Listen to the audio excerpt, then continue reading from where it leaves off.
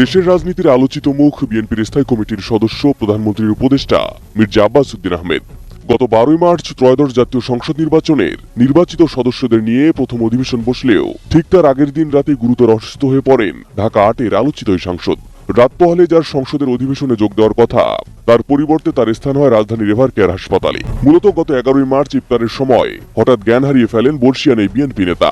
অবস্থার উন্নতি না হওয়ায় পরে তাকে রাজধানীর এভার কেয়ার হাসপাতালে ভর্তি করা হয়। সেখানে তার মস্তিষ্কে অস্ত্রোপচারও করা হয়। তারপর উন্নত চিকিৎসার জন্য গত 15 মার্চ তাকে এভার কেয়ার হাসপাতাল থেকে এয়ার অ্যাম্বুলেন্সে করে সিঙ্গাপুরে নেওয়া হয়।